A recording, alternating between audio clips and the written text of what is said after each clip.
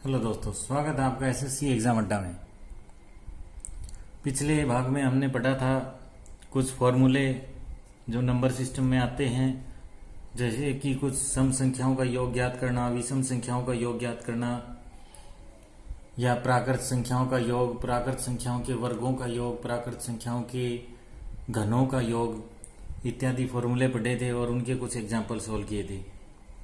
आज के भाग में हम पढ़ेंगे इकाई का अंक निकालना, कि इकाई का अंक कैसे निकाला जाता है। तो इकाई का अंक निकालने के लिए कुछ रूल्स होते हैं, वो रूल्स की बात करेंगे। तो सबसे पहले रूल 1 की बात करते हैं, और सबसे पहला काम चैनल को सब्सक्राइब कर लीजिए और बेल आइकन को प्रेस कर दीजिए ताकि आगे के भागों का नोटिफिकेशन आपके पास आता रहे। तो चलिए शुरुआत करते हैं रूल नंबर 1 से। रूल नंबर 1 क्या कहता है कि यदि किसी संख्या का इकाई अंक 0, 1, 5, 6 में से कोई हो, यानी कि यदि किसी भी संख्या के इकाई अंक है ना, वो 0, 5, 1, 5, 6 में से कोई भी एक हो, तो उस संख्या वो जो संख्या है वो संख्या की घात या यूं कहें पावर चाहे जो भी हो, यानी 20, 50, 100, 500, 1000 कुछ भी हो, इकाई अंक क्या होगा? इकाई अंक वो ही रहेगा। इकाई अंक वो ही रहेगा, यानी कि अपरिवर्तित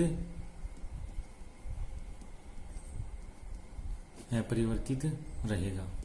इकाई के अंक में कोई फर्क नहीं पड़ेगा।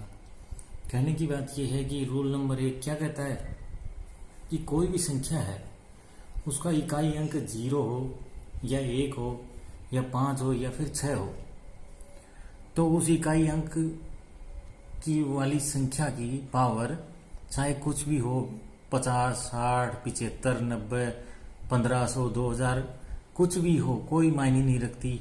उस संख्या का अगर इकाई अंक निकालेंगे तो वो ही इकाई अंक रहेगा, उसमें कोई चेंज नहीं होगा। ये रूल नंबर 1 की बात है। अब रूल नंबर 1 के अनुसार कुछ एग्जाम्पल देख लीजिए कि जैसे देखो 125 है, इसकी स्क्वायर 32 ले लेते हैं। अब इसका अगर इकाई अंक पूछे तो इसका इकाई अंक क्या है? 5 है, लेकिन पावर क्या है? 32 है। तो इकाई अंक देखो अपने रूल वाले हैं क्या? 0 या 1 या 5 या 6 में से कुछ है? हाँ है, 5 है ना। तो इसमें क्या होगा कि इकाई अंक अगर 5 है तो इसके अंदर कोई परिवर्तन नहीं होगा, चाहे ये घात कुछ भी हो। इकाई अंक क्या आएगा? 5 ही आएगा। कितना आएगा? 5 ही आएगा। चाहो तो इसको सोल्व करके भी देख सकते हो, इकाई अंक 5 ही मिलेगा। ठीक है। अब बात करते हैं एग्जाम्पल, एक और एग्जाम्पल लेते हैं। जैसे मानो 146 72 है। ठीक है, क्या है? 72 है, 72 है। तो अब संख्या का इकाई अंक क्या है? 6 है। तो हमने बात कर रखी है किसी भी संख्या का इकाई अंक 6 हो तो फिर उस संख्या की घात चाहे कुछ भी हो, जैसे यहाँ 72 है, कोई मायने नहीं रखती। इस संख्या को सोल्व करने के बाद जो इकाई अंक आएगा, सोल्व करने के बाद जो इकाई अंक होगा वो 6 ही होगा। क्या होगा? 6 ही होगा। ये रूल है। ठीक है। इस रूल के अनुसार ये आपने 2 एग्जाम्पल देख लिए हैं। चाहो तो आप इनको सोल्व कर सकते हो। 125 की पावर 32 को सोल्व करना, जो आएगा उसका इकाई अंक देखना 5 ही मिलेगा। वैसे ही 146 है, इसकी पावर 72 को सोल्व करके देखना, जो इकाई अंक आएगा वो 6 ही आएगा। तो रूल ये हमेशा याद रखना। और रूल तभी याद रहते हैं जब प्रैक्टिस की जाए, डेली प्रैक्टिस में रहे। ऐसे नहीं आज पढ़ लिया फिर बीच में प्रैक्टिस नहीं करते हो 2-4 महीने तो आप भूल जाओगे इन रूल्स को। तो हर 5-7 दिन में इस प्रकार के क्वेश्चन सोल्व करते रहे या 1-2 क्वेश्चन देखते रहे तो ये याद रहेगा कि ऐसा कोई रूल होता है जिससे हम डायरेक्ट एग्जाम में आंसर बता सकते हैं। अब एग्जाम में पावर थोड़ी सोल्व करने बैठेंगे, ठीक है ना। चलिए अब चलते हैं नेक्स्ट रूल की ओर। Next rule number 2। Rule number 2। और रूल नंबर 2 क्या कहता है कि कोई भी प्रत्येक संख्या है, कोई भी संख्या है, कोई भी प्रत्येक संख्या के 5वां, 9वां, 13वां इस प्रकार से घात हो, इस प्रकार से क्या हो, घात हो, पावर हो, तो इकाई का अंक हो, तो इकाई का अंक स्वयं संख्या जो थी उसी संख्या का ही इकाई अंक होगा, का ही क्या होगा, इकाई अंक होगा। ये याद रखना है। रूल नंबर 2 क्या कहता है, कोई भी संख्या हो उस संख्या का 5वां, 9वां, 13वां, 17वां ऐसे करके घात हो तो उस इकाई का अंक स्वयं संख्या का ही इकाई अंक होगा। ये रूल नंबर 2 कहता है। तो बात यह है कि इस रूल के अनुसार ऐसे क्वेश्चनों को कैसे सोल्व करेंगे, कैसे सोल्व करेंगे। ऐसे क्वेश्चनों को सोल्व करने के लिए किसी भी संख्या की जो पावर है, ऐसे क्वेश्चनों को सोल्व करने के लिए क्या करेंगे, वो जो संख्या है उसकी पावर को 4 से डिवाइड कर देंगे। किससे डिवाइड कर देंगे, 4 से डिवाइड कर देंगे। तो जो आगे रिमाइंडर आएगा, रिमाइंडर जो आएगा या यूं कहें शेषफल, शेष जो बचता है ना भाग देने पे, वो शेषफल या रिमाइंडर कहें, वो रिमाइंडर ही क्या होगी, उस संख्या की पावर होगी। अब उस संख्या की वो रिमाइंडर अगर पावर रखते हैं संख्या की या फिर उस इकाई अंक की पावर रखते हैं तो उसको सोल्व कर लेंगे और सोल्व करने के बाद में जो इकाई अंक होगा वो ही उस संख्या का घात सोल्व करने पे इकाई अंक बनेगा। कैसे, चलिए आपको एक एग्जाम्पल से समझा देते हैं। जैसे मानो ये है 34/7, ठीक है, पहला एग्जाम्पल। इसकी पावर है 153। अब पावर इतनी बड़ी है, संख्या भी इतनी बड़ी है, अब इसको कंप्लीट सोल्व तो कर नहीं सकते एग्जाम में। तो इसके लिए रूल याद होना चाहिए कि रूल क्या कहता है कि पावर को 4 से डिवाइड कर दो। पावर कितनी है 153, इकाई अंक निकालने के लिए है ये रूल।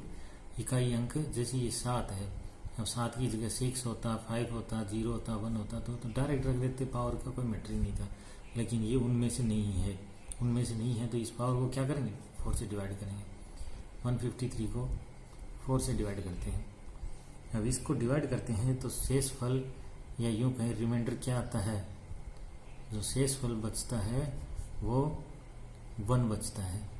अब ये 1 बचा तो जो ये इकाई का अंक है ना, इकाई का अंक जो हमको ज्ञात करना था 7, वो इकाई का अंक लेंगे और उसकी पावर क्या रख देंगे, ये जो शेषफल थी ये पावर रख देंगे।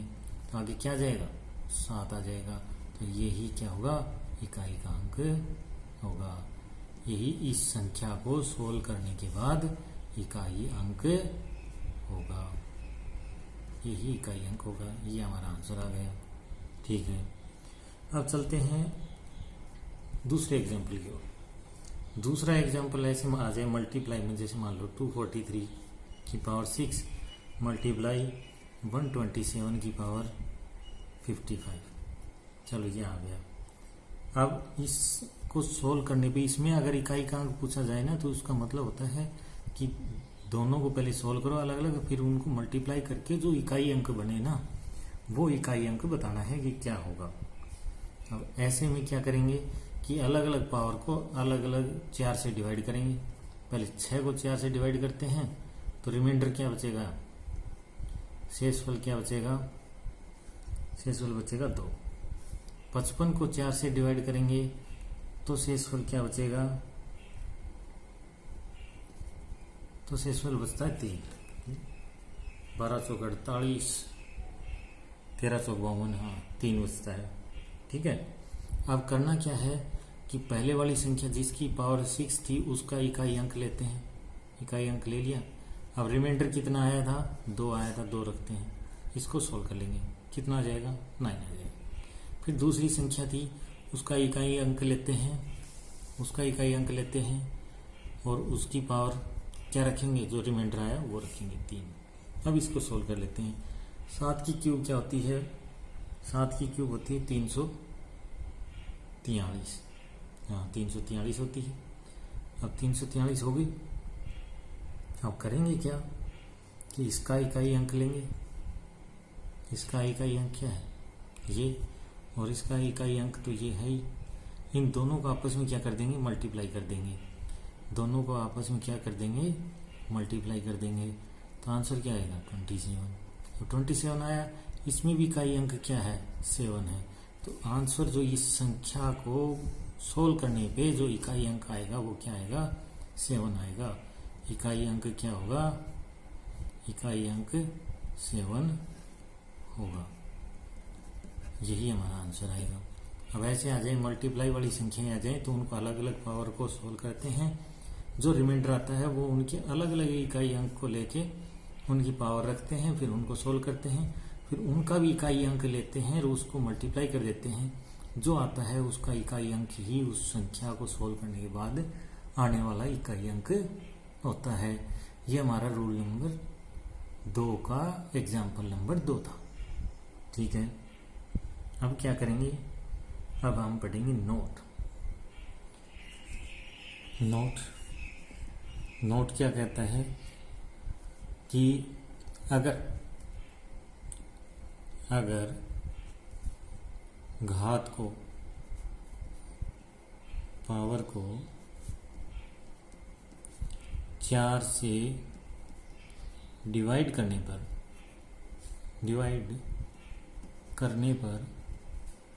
शेषफल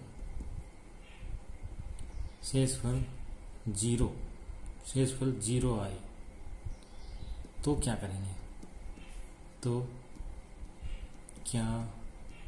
करेंगे, क्योंकि अगर शेषफल 0 आएगा तो हम उसकी पावर जो है, जो इकाई अंक लेते हैं उसकी पावर 0 नहीं रखेंगे। तो क्या करेंगे, तो हम इकाई अंक की पावर 0 न रखकर 4 रखेंगे। ठीक है, 4 रखेंगे। ये वेरी इंपॉर्टेंट है कि आपने रूल तो पढ़ लिया कि 4 से डिवाइड कर देते हैं पावर को, जो रिमाइंडर बचता है वो उस संख्या के इकाई अंक की पावर रख के सोल्व कर लेते हैं, और जो फिर सोल्व करने पे इकाई अंक आता है वो ही उस संख्या को सोल्व करने पे आता है। ऐसा हमने पढ़ लिया। लेकिन अगर ऐसा हो जाए कि उस पावर को डिवाइड करें 4 से और रिमाइंडर 0 बच जाए तो फिर रिमाइंडर 0 नहीं रखते हैं। उस केस में रिमाइंडर 4 को ही माना जाता है और 4 उसकी घात रखते हैं और सोल्व कर देते हैं। जो आता है उसका इकाई अंक ही उस संख्या को सोल्व करने पे आने वाला इकाई अंक होता है। जैसे एग्जाम्पल देखो, 123 की पावर ले लेते हैं 444। ठीक है, ले लिया। अब 444 इसका इकाई अंक बताना हमें। 123 की पावर 444 का की इकाई अंक क्या होगा। इस केस में क्या करते हैं, हम पावर को 4 से डिवाइड करते हैं। ये पावर है, इसको 4 से डिवाइड किया तो शेषफल क्या बचेगा, शेषफल क्या बचेगा 0। और शेषफल 0 बच रहा है तो जैसा हमने रूल में पढ़ा था कि ये इकाई अंक लेते हैं और उसकी पावर क्या रखते हैं, जो रिमाइंडर आता है वो रखते हैं। तो ये इसकी पावर जो ये है रिमाइंडर, ये नहीं रखेंगे, ये क्या होगा, ये गलत होगा। क्या होगा, गलत होगा।